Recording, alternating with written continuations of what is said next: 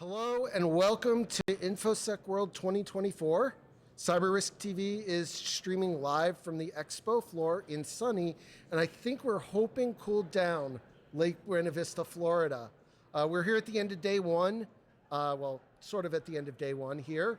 I'm your host, Dr. Dustin Sachs, and today, to finish up our day one coverage, I am joined by the incomparable Tom Ward, who is the VP of CISO memberships at the CyberRisk Collaborative, which is our CISO community here at CyberRisk Alliance. And today, we're talking about highlights from day one of InfoSec World 2024. Tom, welcome. Thanks, Dustin. It's nice to be in a studio again. Many people who know me know that I spent years as a sportscaster, so I've been in studios galore. I've been in live locations. I've been in situations where you wouldn't want to be having to broadcast, but you still have to anyway. We won't ask you to do your Howard Cosell impression. There is we'll save there that is for none the of that. networking reception afterwards.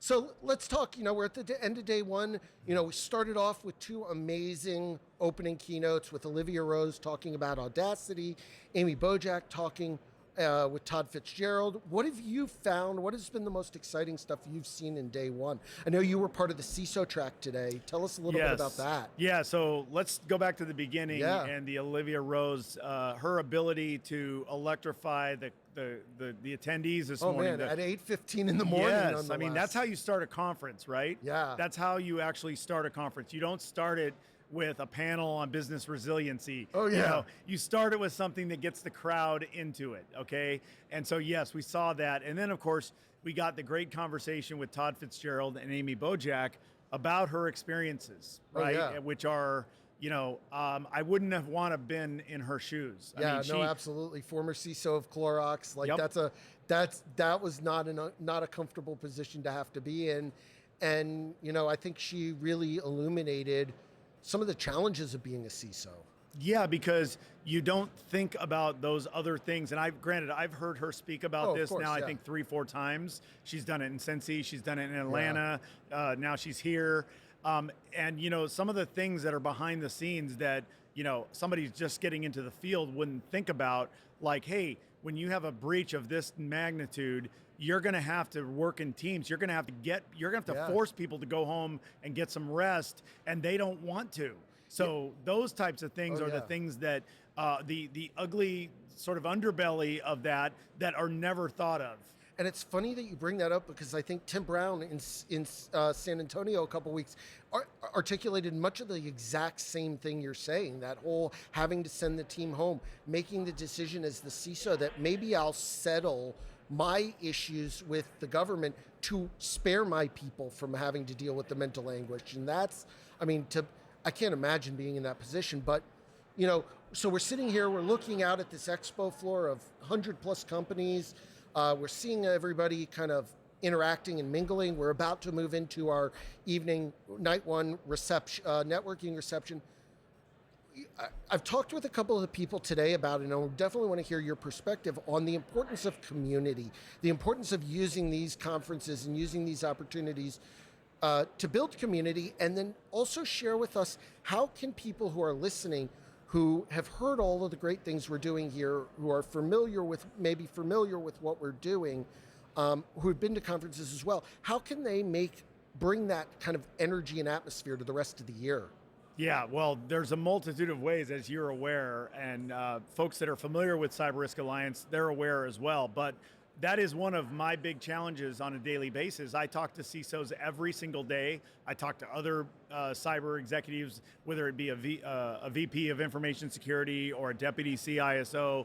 And the one thing I hear a lot is, wow, I didn't know these things were available. So for example, just to use this as one piece of what CyberRisk Alliance delivers, the Accelerator program has a suite of tools that are developed by CISOs that people can download, customize, and implement. Of course, your organization has to join as a member, but that's just one of the examples of the CyberRisk Alliance portfolio. We're sitting at another of the examples here. Yeah. Like you said, this showroom floor out here with, I don't know, is it 100 plus or is it 200 plus? I think it's because yeah, it is massive. I haven't even gotten to walk the whole floor yet. Yeah, I mean, I'm guessing 100 plus, but it could easily be 200 Yeah, it plus. feels like it could be almost 200. I know our guy Mike Allisey would know the exact number on that because he's the one who manages a lot of this stuff. But nonetheless, this is the type of situation where every single one of these solution providers out here, these companies, these innovators, they all have something to offer that is of value.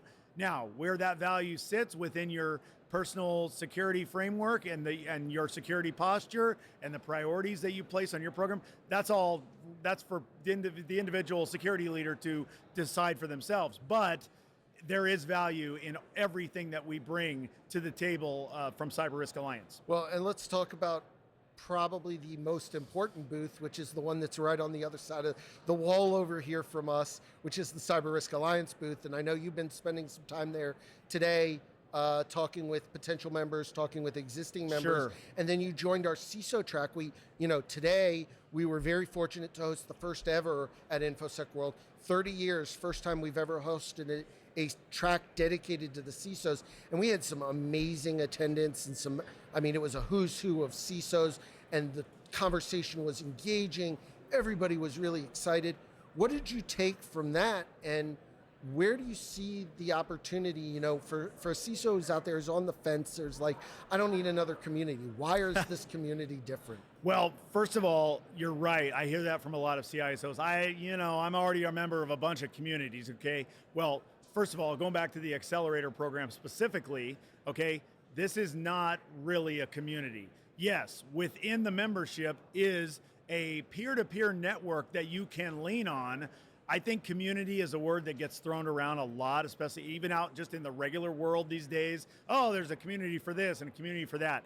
Okay, the accelerator program, what we provide, these are resources that have been built by teams of CISOs, AKA our membership, and then they are published so to allow other organizations to level up and enrich their own programs through this shared information exchange and this like collaborative knowledge base that we've produced.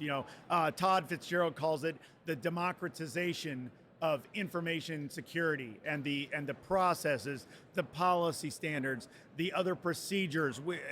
Maybe you need help with your TPRM, third-party risk management program. Maybe you need maybe your incident response plan needs an update. It needs a refresh. I talked to a CISO a couple of weeks ago and said, we were on a call with me, and he basically looked at the IR plan that we offer, and he said, you know what? This is actually interesting because ours is actually very text heavy. I think it's 60 pages, and it's so text heavy that, when you tell someone, hey, you've got to go read this, they sort of get this look of dread over their face once they open it up and they start looking at but when you take the plan that we have, because he said, you know what, this is actually going to be a nice play for us because we're going to join and we're going to take this IR plan because it's very graphic in nature. It's very it's got a lot of flow charts. It's got roles and responsibilities, classification matrix. It's got checklists. You could take that and marry it with your existing policy and really strengthen your existing plan and really strengthen your existing documentation. Yeah, and for an example. And certainly shout out to our friend Tom Scurro who helped do this. I hear everything you're talking about, and I wonder, must be a Herculean task to take on the creation of all that content, So, and for those watching, as I've shared with, my role here at the CyberRisk Collaborative, I work very closely with Tom because my job is to take those things that you learn from the CISOs and turn them into those actionable tools. So it was a little bit of a self-serving question, but I asked it. I'm aware, Dustin. I asked it so that we can make sure that, we cross all of our T's and dot all our I's of, making sure we talk about the things that are going to pay our paychecks. Well, exactly. But also the Collaborative Accelerator Program is the regional communities across North America. It is leadership development and workforce acceleration through the Professional Development Academy sponsorship, partnership, through also the the various CEU opportunities, which we're again sitting in one of those right now. We have people here attending the sessions, getting their CPE credits or CEUs, whatever you call them. Absolutely. So the opportunities for the CISO and their team really, and one of the biggest things that we may have glossed over here, it's an organizational membership, not a seat-based membership. Yeah, your entire organization for one price. Everybody joins. I'll help you out right now, Tom, and make the sales pitch for you. So we've got a couple minutes left. What do you, as we kind of move to day 2 of this conference, what are you looking forward to most tomorrow? Well, the CISO track today, for example, was very. Like you said, it's a new thing for InfoSec World. I think it's only going to get better. So, for example, I was in the cloud session with John Woods of RJ O'Brien and Nick Bruno from SHL, both those heads of security, CISOs in their own right, who really helped sort of foster a discussion around, cloud strategies and protecting the business in like these shadow IT environments, right? And it was great to see because people it was a little bit of a late arriving crowd, but next thing you know, we had a full room, and by the end of the room, or by the end of the conference, or the session, I should say, we had the entire room engaged. We had broken up into teams at different tables. Todd Fitzgerald helped us out, and he's kind of the godfather for us, And we had these interactive discussions going at the various tables. Then we kind of went around each table and sort of did a summary of what was learned. So I guess my point of all this is that the shared learning at these types of conferences, these opportunities, it cannot be overstated. So I guess that's what I'm looking to forward to most tomorrow is the continuation of these shared learning opportunities. Yeah, I mean, I definitely think people have gotten their sea legs under them. Day 2, we're going to see a lot more of this. We're going to see a lot of really great keynotes and sessions as well. Like you, I got to lead help moderate a session in the CISO track with the incomparable Diana Kelly, who's infinitely smarter on AI than I think all of us combined. And we had a really great engaging conversation about where is AI going? What about quantum? What about all of the new things that are coming? And the atmosphere was just, it was electric. And I think that's the thing, coming to InfoSec World that for me is always the most exciting.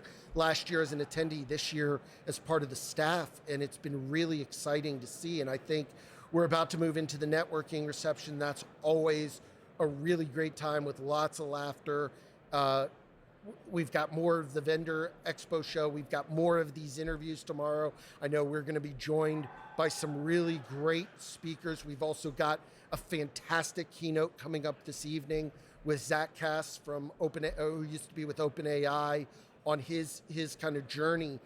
And I think you're spot on that we're just going to see more and more of that kind of trend from today carrying on into tomorrow and the second half and the last part of the conference on Wednesday.